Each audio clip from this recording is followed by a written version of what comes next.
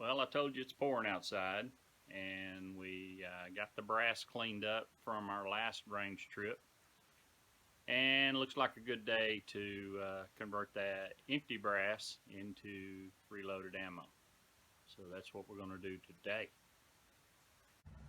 Alright, we're going to turn these little lovelies into some more 308 subsonic ammo. Of course, like I said, all I did is tumble these.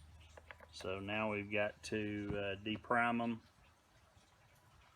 We're just going to neck size these with that Lee Collet neck Lee Collet neck preciser, where really all it touches is just the neck. Since we're shooting this out of the exact same rifle, then it's not as critical.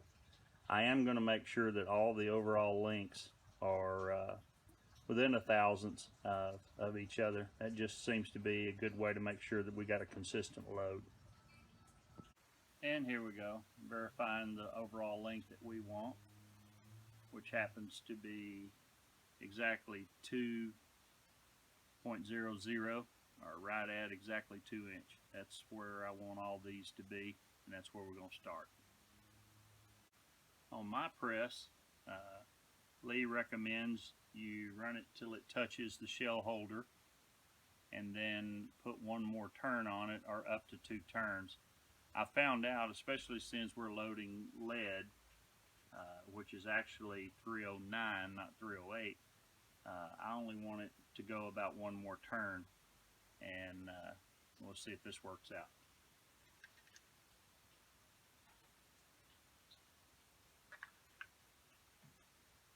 Okay, there goes the primer, and there's the size. So that ought to be what we're looking for. All that did was constrict around the neck and remove the primer, of course.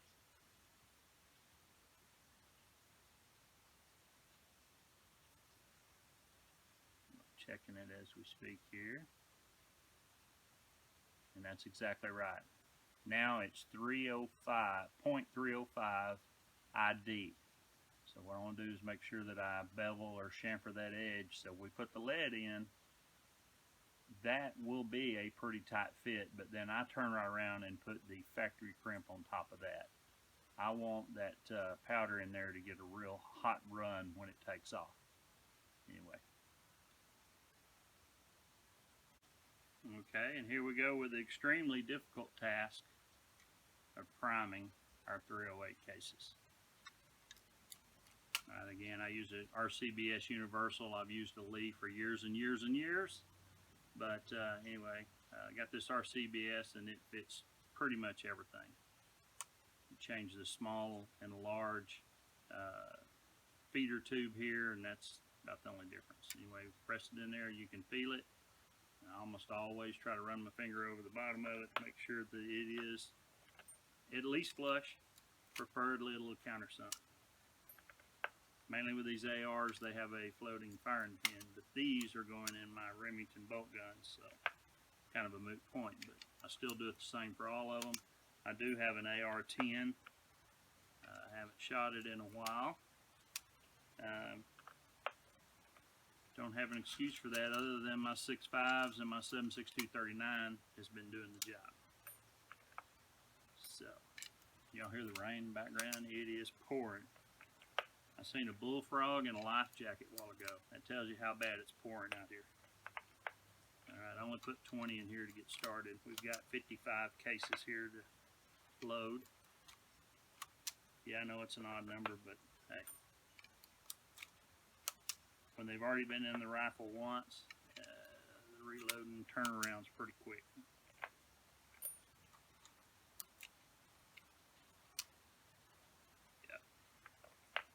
I like this little deal here. You can, I have, like I said, watch TV and do it. You can feel them as they go in and seat just by the pressure on your hand.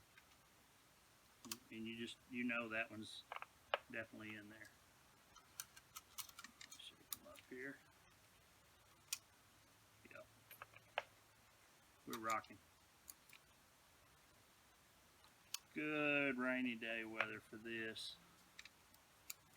other than there is a few things I'd like to get done today. Don't see it happening. So we're going to do this. And there you go. Just like that, we primed 20. They're ready to rock. All we got to do is charge them, and we'll get on that here in a second. Okay, we're going to turn on the charge master and load us some up.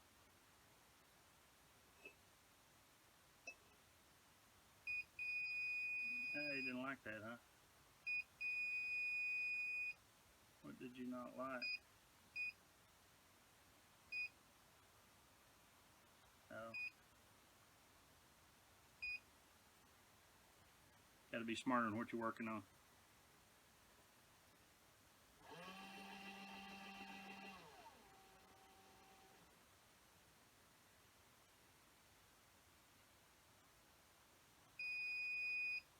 There's our charge.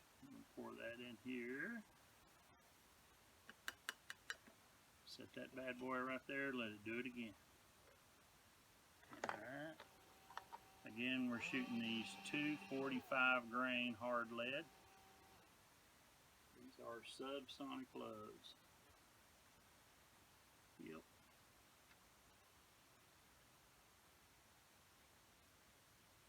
Set her in there. Let her go home.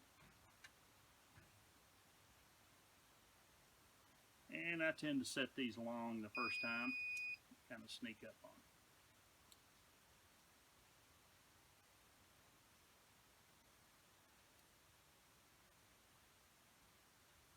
Yeah.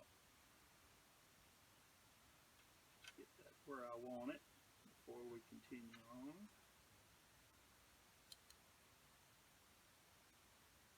There you go. Put a little back on. Oh yeah, that feels good. Double check myself. Beautiful. It's done beeped at me telling me, hey dummy, we're ready. Put it in there, set her over there. And we'll go on to the next one. Oop, I didn't get all them bullets out, did I? Yeah, I know. Waiting on me. Okay. Set it in here.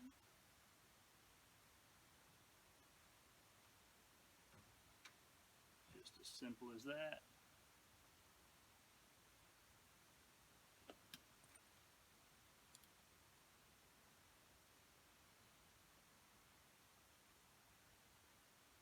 Yup.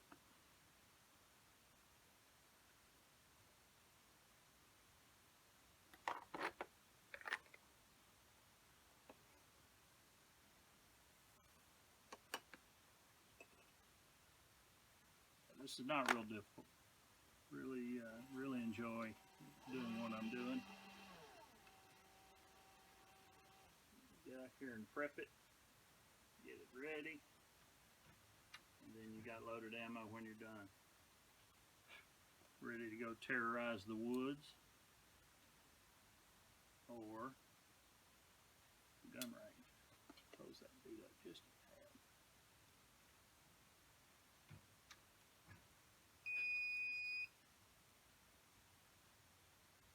Oh.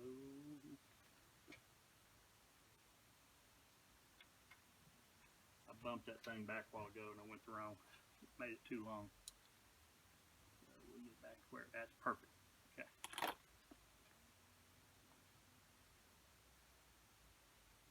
Now we could shoot these just like they are because there is a lot of retention on the case neck because we sized it down to 305 ID and we're cramming this 209 bullet in it. But like I said, I like using that factory crimp die on it also. In my mind, that we make sure that it's got a good burn behind it.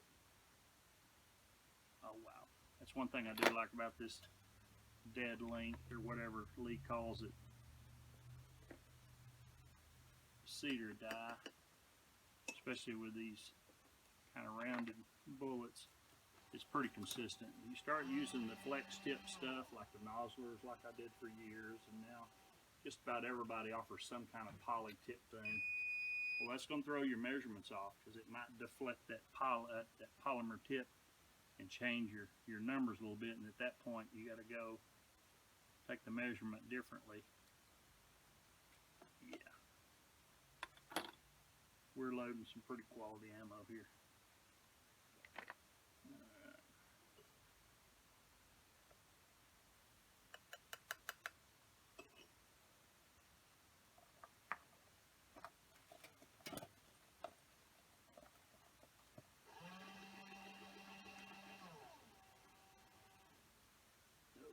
Let's go this way.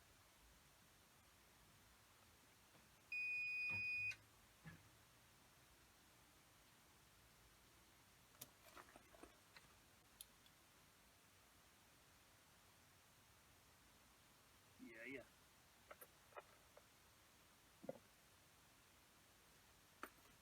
Could I go quicker? Sure.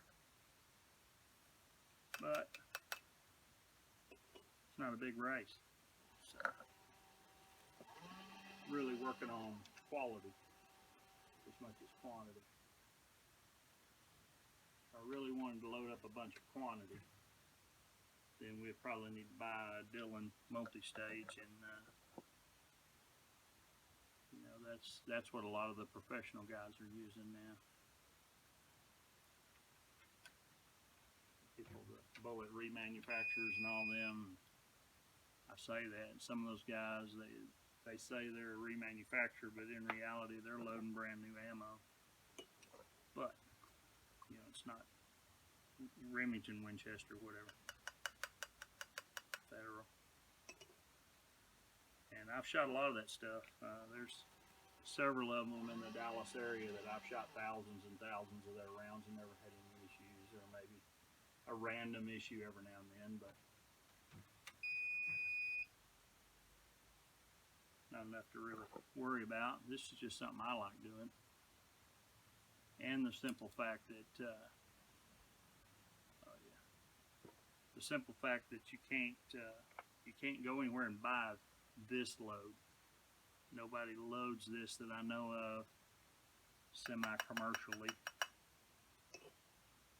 And you know, I got no issues being a little odd. Kind of like that TV commercial I seen earlier, there is no such thing as normal. We're all a little peculiar. Or as my dad used to say, we're all a little weird.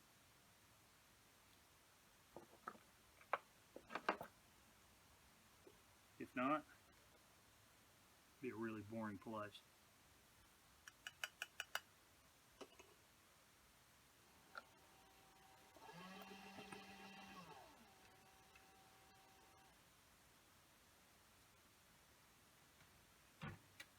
Yeah, this is really difficult.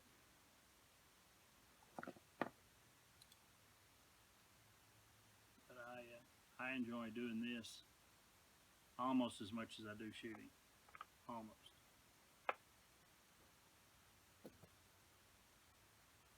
Didn't say I did. Almost. See, we got ahead of the powder drop this time. Speak to me.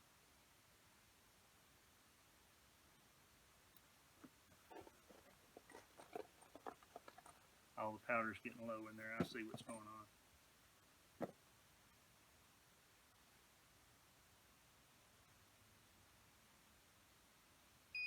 There we go.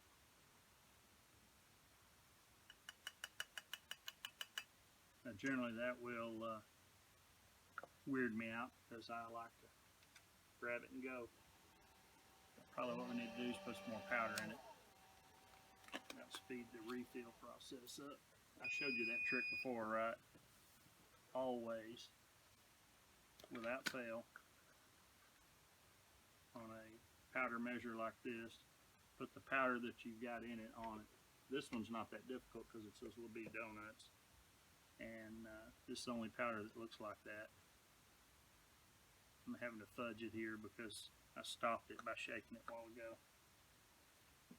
Messed it up.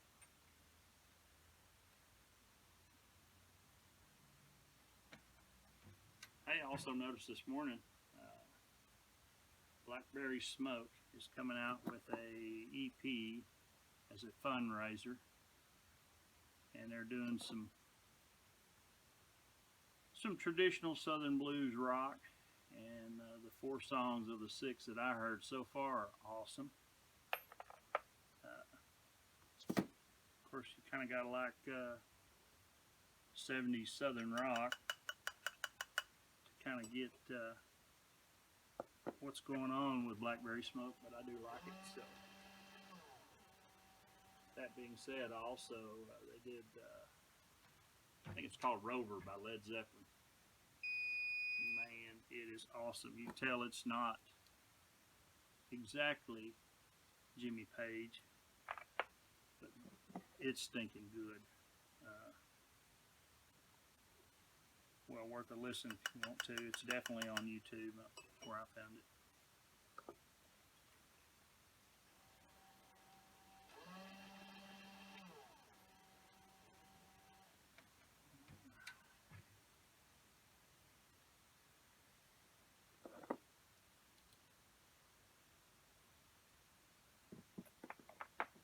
Man, digging that positive load once I get the little float out of it. It seems to work like a champ.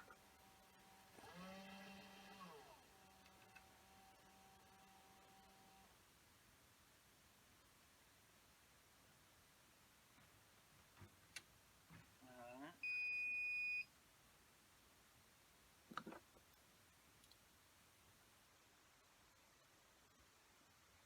I don't even know why I bothered to measure it. They're dead on. Habit.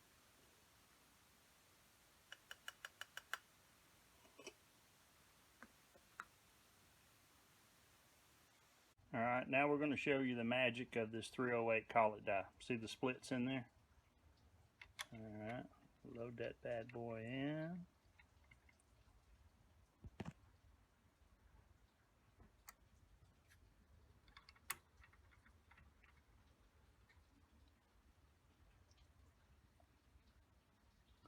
Y'all as dizzy as I am? Bullet comes up through. It's hard to see in there, but see, we have closed up those gaps. And that will put a crimp right around the edge there. And then, there you go. There's 25 to get started with. I'm gonna get out some other stuff and maybe do some loading. But anyway, these 308s are ready to go to either range or go on a hog hunt, because they're on. This is the load that I settled on. And like I said, you need to write it down in the notebook, and at the minimum, write it on the box. That way you know. I even date on some of these. Some of the stuff I'm shooting, I loaded in 06, 05, and 06, but it's got the load and all that on it. So put all that information on here in case you get old and feeble like me and you forget what the load was. All right, y'all have a great day. See ya.